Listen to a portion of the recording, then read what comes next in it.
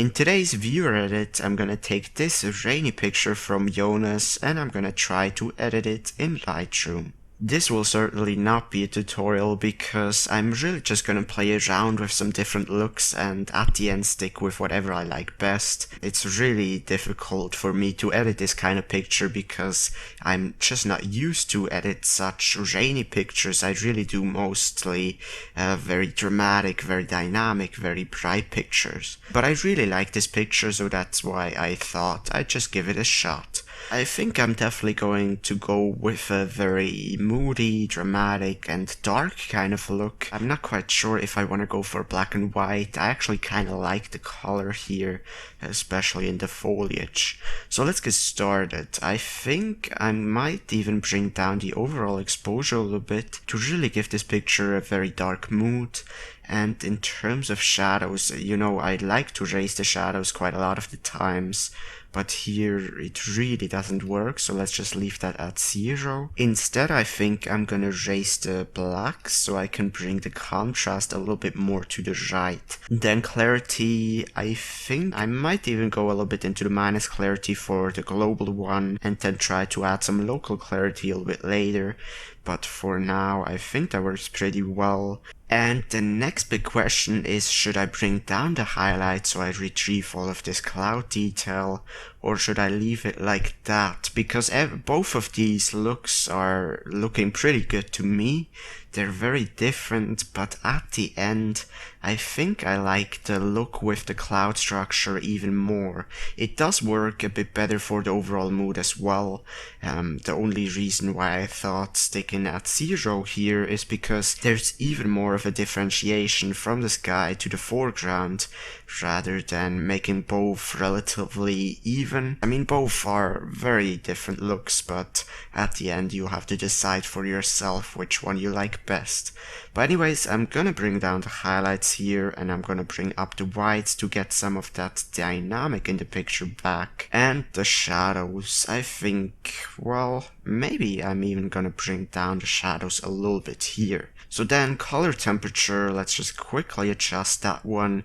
This kind of look is very almost cinematic, but I'm not quite sure. I think I'm gonna leave it at a relatively neutral white balance, maybe just a little bit more warmth in the overall picture. Then lastly, vibrance and saturation. Now there are once again two different looks that I kinda like. The one would be the very desaturated look like this one, and the other would be just to, increase the vibrance and saturation to really give this foliage and these green tones. So let's just leave it at 0 for now, and I'm gonna decide on that later.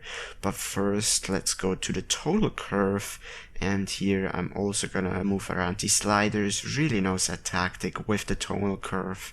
Just go with whatever you like best and just stick there.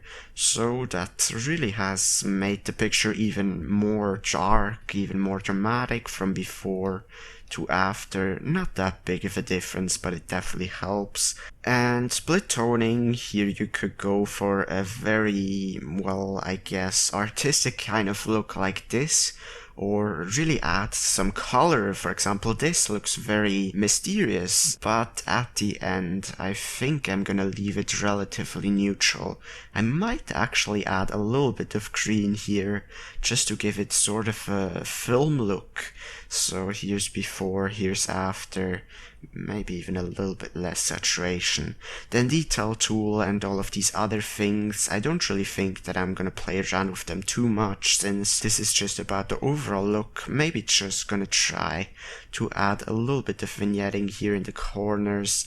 And yeah, that is definitely working greatly for this picture. So then, let's go to the local adjustments. So I'm gonna grab an adjustment brush with minus exposure first to add even more vignetting just on the bottom of this picture, and that makes it even darker. But at the same time, I'm gonna grab a plus exposure adjustment brush and just paint over some areas right here, just as if there was like a path being hit by the light. And it doesn't really make any sense, but I think it does work if I don't do it so much. So once again, really not a tutorial, just me trying out different things and different kind of looks. But now I think I'm gonna move on to the radial filters and just add some dynamic and some plus exposure in this foliage, and maybe mix that with contrast, a little bit of plus saturation here.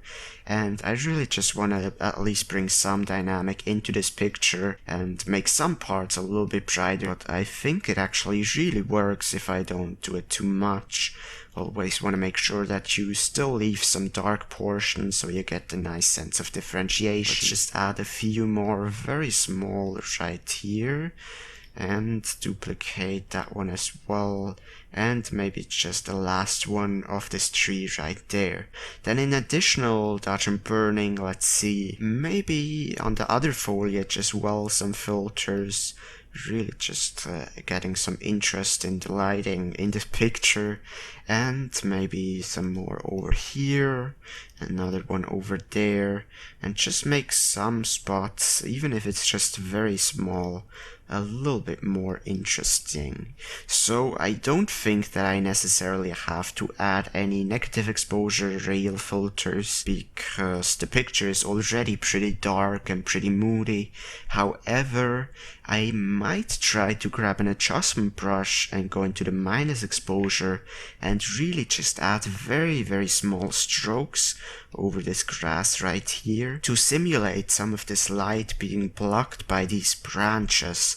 Now I might have to go a little bit further into the minus exposure, but I hope you see the difference. So it's a very small detail from before to after, but I actually think it does work and it does make everything look a lot more natural and organic. So then, is there anything else I want to do to this picture?